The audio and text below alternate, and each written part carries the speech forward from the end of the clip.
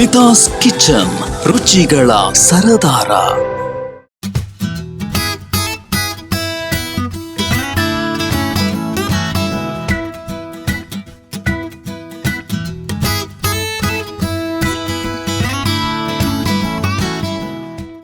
ವೀಕ್ಷಕರೇ ನಮಸ್ಕಾರ. Smitha's kitchen YouTube ಚಾನಲ್ಗೆ ನಿಮ್ಮೆಲ್ಲರಿಗೂ ಆತ್ಮೀಯವಾದ ಸ್ವಾಗತ.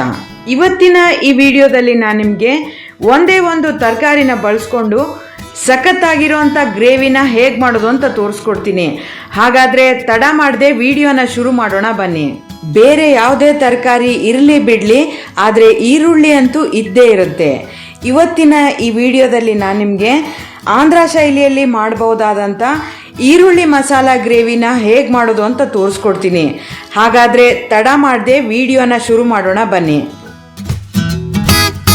ಮೊದಲಿಗೆ ಆಂಧ್ರ ಶೈಲಿಯ ಈರುಳ್ಳಿ ಮಸಾಲ ಗ್ರೇವಿ ಮಾಡೋದಕ್ಕೆ ಏನೇನು ಪದಾರ್ಥ ಬೇಕು ಅಂತ ನೋಟ್ ಮಾಡ್ಕೊಳ್ಳಿ.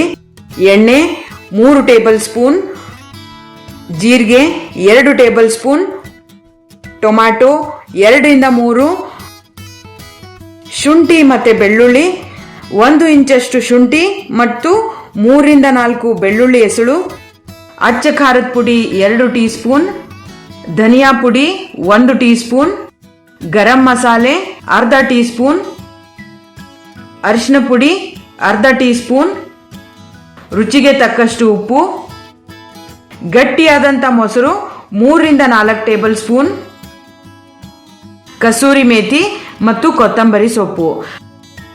ಹಾಗಾದರೆ ಆಂಧ್ರ ಶೈಲಿಯ ಈರುಳ್ಳಿ ಮಸಾಲ ಗ್ರೇವಿ ಹೇಗೆ ಮಾಡೋದು ಅಂತ ನೋಡ್ಕೊಂಡು ಬರೋಣ ಬನ್ನಿ. ಒಂದು ದೊಡ್ಡ ಈರುಳ್ಳಿನ ಈ ಥರ ಕಟ್ ಮಾಡಿ ಇಟ್ಕೊಂಡಿದ್ದೀನಿ. ಮತ್ತು ಇನ್ನೊಂದು ಈರುಳ್ಳಿನ ಸಣ್ಣದಾಗಿ ಹೆಚ್ಚಿಟ್ಕೊಂಡಿದ್ದೀನಿ. ಒಲೆ ಹೊತ್ತಿಸ್ಕೊಂಡು ಅದ್ರ ಮೇಲೆ ಒಂದು ಕಡಾಯಿನ ಬಿಸಿ ಆಗೋದಕ್ಕೆ ಅಂತ ಇಟ್ಟಿದ್ದೀನಿ. ಕಡಾಯಿ ಬಿಸಿ ಆದಮೇಲೆ ಇದಕ್ಕೆ 3 ಸ್ಪೂನಷ್ಟು ಎಣ್ಣೆನ ಹಾಕ್ತಾ ಇದ್ದೀನಿ.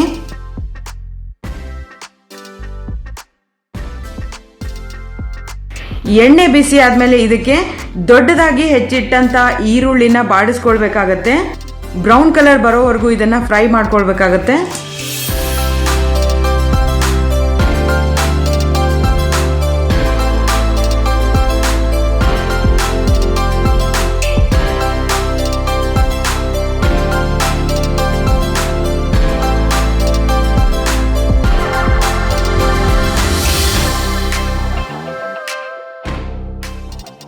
ಈ ಈರುಳ್ಳಿನ ಇದೇ ಥರ ಕ್ಯೂಬ್ಸ್ ಥರ ಕಟ್ ಮಾಡ್ಕೊಳ್ಬೇಕಾಗತ್ತೆ. ಹಾಗಾಗಿ ನಾನು ಒಂದು ದೊಡ್ಡ ಈರುಳ್ಳಿನ ಈ ಥರ ದೊಡ್ಡ ಪೀಸ್ ಆಗಿ ಕಟ್ ಮಾಡ್ಕೊಂಡಿದ್ದೀನಿ. ಈಗ ಅದನ್ನ ಬ್ರೌನ್ ಕಲರ್ ಬರೋವರೆಗೂ ಬಾಡಿಸ್ಕೊಳ್ಬೇಕಾಗತ್ತೆ. ಈಗ ಈರುಳ್ಳಿ ಎಲ್ಲ ಚೆನ್ನಾಗಿ ಫ್ರೈ ಆಗಿದೆ. 3 ರಿಂದ 4 ನಿಮಿಷ ಈರುಳ್ಳಿನ ಬಾಡಿಸ್ಕೊಂಡ್ರೆ ಈ ಥರ ತುಂಬ ಚೆನ್ನಾಗಿರೋ ಹೊಂಬಣ್ಣ ಬರುತ್ತೆ. ಹಾಗಾಗಿ ಈರುಳ್ಳಿನ ಹೊಂಬಣ್ಣ ಬರೋವರೆಗೂ ಬಾಡಿಸ್ಕೊಳ್ಬೇಕಾಗತ್ತೆ. ಈಗ ನಾನು ಈ ಈರುಳ್ಳಿನೆಲ್ಲ ಸೈಡಲ್ಲಿ ಎತ್ತಿಡ್ತಾ ಇದ್ದೀನಿ. ನೋಡ್ತಾ ಇದ್ದೀರಲ್ವಾ ವೀಕ್ಷಕರೇ, ಈ ಥರ ಕಲರ್ ಬರಬೇಕಾಗತ್ತೆ. ಈಗ ಇದೇ ಬಾಣಲೆಗೆ ಮತ್ತೆ 2 ಸ್ಪೂನಷ್ಟು ಎಣ್ಣೆನ ಹಾಕ್ತಾ ಇದ್ದೀನಿ. ಎಣ್ಣೆ ಕಾದ್ಮೇಲೆ ಇದಕ್ಕೆ 2 ಸ್ಪೂನಷ್ಟು ಜೀರಿಗೆನ ಹಾಕ್ತಾ ಇದ್ದೀನಿ.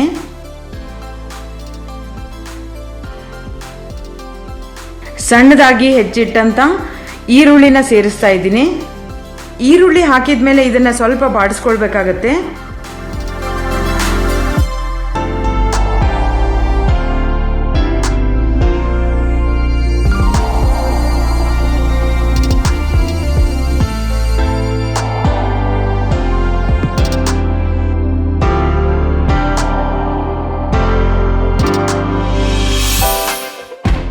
ಈಗ ನಾನು ಇದಕ್ಕೆ ಟೊಮ್ಯಾಟೊ ಪ್ಯೂರಿನ ಸೇರಿಸ್ತಾ ಇದ್ದೀನಿ.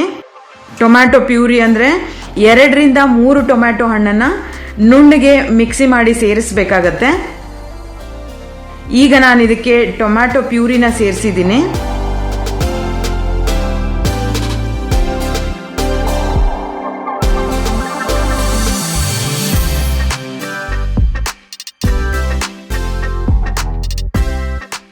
ಶುಂಠಿ ಮತ್ತು ಬೆಳ್ಳುಳ್ಳಿ ಪೇಸ್ಟನ್ನು ಸಹ ಸೇರಿಸ್ತಾ ಇದ್ದೀನಿ. ಶುಂಠಿ ಮತ್ತೆ ಬೆಳ್ಳುಳ್ಳಿ ಪೇಸ್ಟ್ ಅನ್ನ ಸೇರಿಸೋದ್ರಿಂದ ಈ ಗ್ರೇವಿಗೆ ತುಂಬಾ ಚೆನ್ನಾಗಿರೋ ಫ್ಲೇವರ್ ಬರುತ್ತೆ. ಅದ್ರ ಜೊತೆಗೆ ಟೇಸ್ಟ್ ಕೂಡ ತುಂಬಾ ಚೆನ್ನಾಗಿ ಬರುತ್ತೆ.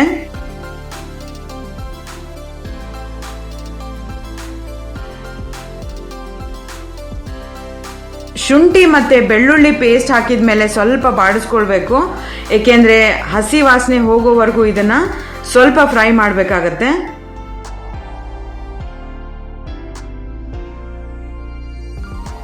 ಈಗ ನಾನು ಇದಕ್ಕೆ 2 ಸ್ಪೂನ್ ಅಷ್ಟು ಅಚ್ಚ ಖಾರದ ಪುಡಿನ ಸೇರಿಸ್ತಾ ಇದ್ದೀನಿ.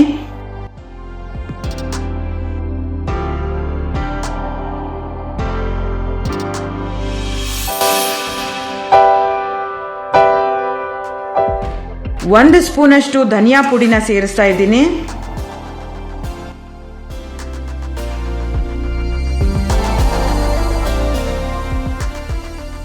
ಅರ್ಧ ಸ್ಪೂನ್ ಅಷ್ಟು ಗರಂ ಮಸಾಲೆನ ಸೇರಿಸ್ತಾ ಇದ್ದೀನಿ. ಅದರ ಜೊತೆಗೆ ಸ್ವಲ್ಪ ಅರಿಶಿನ ಪುಡಿ ಹಾಕಿ ಇದನ್ನ ಬಾಡಿಸ್ಕೊಳ್ಬೇಕಾಗತ್ತೆ. ಎಲ್ಲ ಮಸಾಲೆ ಸೇರಿದ್ರೆ ತುಂಬಾ ಚೆನ್ನಾಗಿರೋ ಫ್ಲೇವರ್ ಬರುತ್ತೆ ಈ ಗ್ರೇವಿಗೆ. ಹಾಗಾಗಿ ಅರಿಶಿನ ಪುಡಿನ ಸೇರಿಸಿ ಸ್ವಲ್ಪ ಬಾಡಿಸ್ಕೊಳ್ಬೇಕಾಗತ್ತೆ. ಈಗ ರುಚಿಗೆ ತಕ್ಕಷ್ಟು ಉಪ್ಪನ್ನು ಸಹ ಸೇರಿಸ್ತಾ ಇದ್ದೀನಿ. ಈಗ ರುಚಿಗೆ ತಕ್ಕಷ್ಟು ಉಪ್ಪನ್ನು ಸೇರಿಸಿ ಇದನ್ನ ಬಾಡಿಸ್ಕೊಳ್ಬೇಕಾಗತ್ತೆ.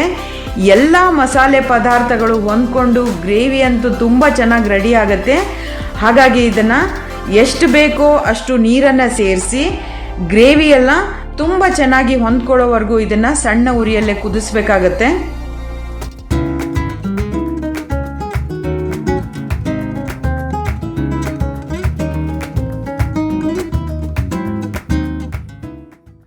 ಎಲ್ಲ ಮಸಾಲೆ ಪದಾರ್ಥಗಳು ಹೊಂದ್ಕೊಂಡು ಗ್ರೇವಿ ತುಂಬಾ ಚೆನ್ನಾಗಿ ರೆಡಿ ಆಗುತ್ತೆ.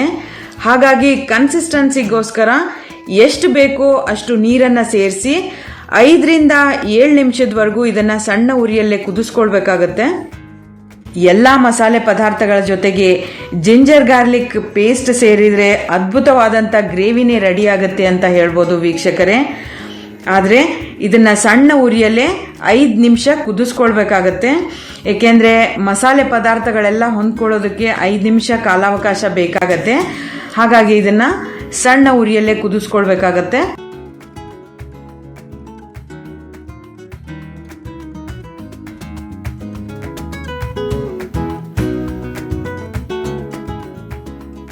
ಈಗ ನಾನು ಇದಕ್ಕೆ 3 ರಿಂದ 4 ಸ್ಪೂನ್ ಅಷ್ಟು ಗಟ್ಟಿ ಮೊಸರನ್ನ ಸೇರಿಸ್ತಾ ಇದ್ದೀನಿ.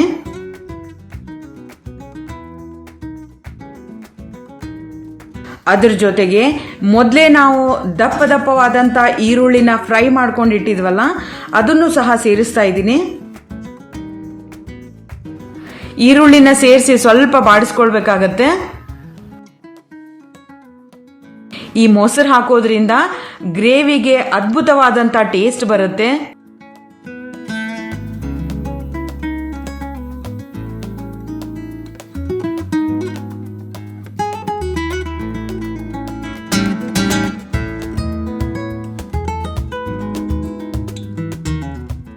ಈಗ ನಾನು ಇದಕ್ಕೆ ಮತ್ತೆ ಎಷ್ಟು ಬೇಕೋ ಅಷ್ಟು ನೀರನ್ನು ಸೇರಿಸ್ತಾ ಇದ್ದೀನಿ.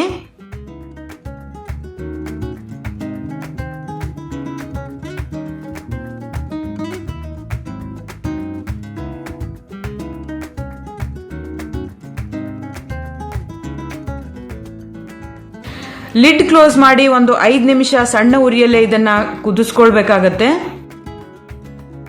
ಗ್ರೇವಿ ಸಣ್ಣ ಉರಿಯಲ್ಲಿ ಎಷ್ಟು ಕುದಿಯುತ್ತೋ ಅಷ್ಟು ಟೇಸ್ಟಿಯಾಗಿ ಬರುತ್ತೆ. ಮಸಾಲೆ ಪದಾರ್ಥಗಳ ಜೊತೆ ಎಲ್ಲ ಹೊಂದ್ಕೊಂಡ್ಮೇಲೆ ಅದ್ಭುತವಾದಂಥ ಪರಿಮಳನೇ ಬರುತ್ತೆ ಅಂತಾನೆ ಹೇಳ್ಬೋದು. ಈಗ ಗ್ರೇವಿ ಎಲ್ಲ ತುಂಬಾ ಚೆನ್ನಾಗಿ ಕುದೀತಾ ಇದೆ.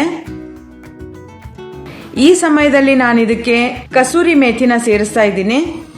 ಇದನ್ನ ಕೈಯಲ್ಲಿ ಹಾಕಿಕೊಂಡು ಈ ಥರ ತಿಕ್ಕಿ ಹಾಕಿದರೆ ಪರಿಮಳ ಅಂತೂ ತುಂಬ ಚೆನ್ನಾಗಿ ಬರುತ್ತೆ. ಅದರ ಜೊತೆಗೆ ನಾನು ಕೊತ್ತಂಬರಿ ಸೊಪ್ಪನ್ನು ಸಹ ಸೇರಿಸ್ತಾ ಇದ್ದೀನಿ. ಕಸೂರಿ ಮೇಥಿ ಮತ್ತು ಕೊತ್ತಂಬರಿ ಸೊಪ್ಪನ್ನು ಯಾವಾಗಿದ್ರೂ ಲಾಸ್ಟಲ್ಲೇ ಸೇರಿಸಬೇಕಾಗತ್ತೆ. ಏಕೆಂದರೆ ಲಾಸ್ಟಲ್ಲಿ ಸೇರಿಸೋದ್ರಿಂದ ಅದರ ಪರಿಮಳ ತುಂಬ ಚೆನ್ನಾಗಿ ಬರುತ್ತೆ. ಹಾಗಾಗಿ ನಾನು ಯಾವುದೇ ರೆಸಿಪಿ ಮಾಡಬೇಕಾದ್ರೂ ಕೊತ್ತಂಬರಿ ಸೊಪ್ಪನ್ನು ಕೊನೆಯಲ್ಲೇ ಸೇರಿಸೋದು. ಆಂಧ್ರ ಶೈಲಿಯ ಈರುಳ್ಳಿ ಮಸಾಲ ಗ್ರೇವಿ ತುಂಬ ಚೆನ್ನಾಗಿ ರೆಡಿಯಾಗಿದೆ. ಘಮ ಘಮ ಪರಿಮಳ ಅಂತೂ ಬರ್ತಾ ಇದೆ.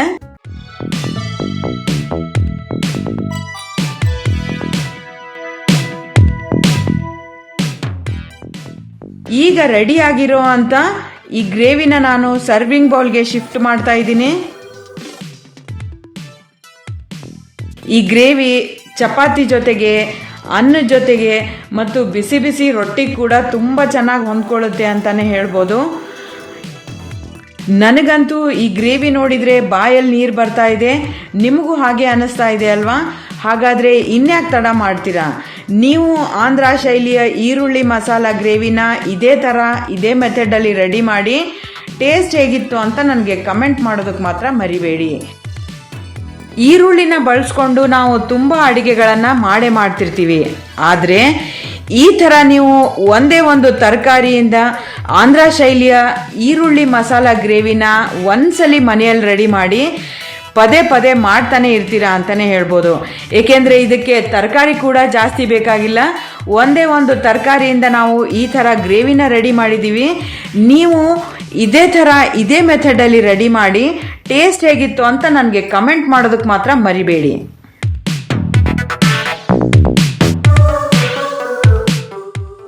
ಈ ವಿಡಿಯೋ ನಿಮಗೆ ಇಷ್ಟ ಆದರೆ ಸ್ಮಿತಾಸ್ ಕಿಚನ್ ಯೂಟ್ಯೂಬ್ ಚಾನಲ್ನ ಸಬ್ಸ್ಕ್ರೈಬ್ ಮಾಡಿ, ಲೈಕ್ ಮಾಡಿ ಮತ್ತು ಶೇರ್ ಮಾಡೋದಕ್ಕೆ ಮರಿಬೇಡಿ. ಮುಂದಿನ ವಿಡಿಯೋದಲ್ಲಿ ಮತ್ತೊಂದು ಸಾಂಪ್ರದಾಯಿಕ ಅಡಿಗೆಯೊಂದಿಗೆ ನಿಮ್ಮ ಮುಂದೆ ಬರ್ತೀನಿ. ನಮಸ್ಕಾರ.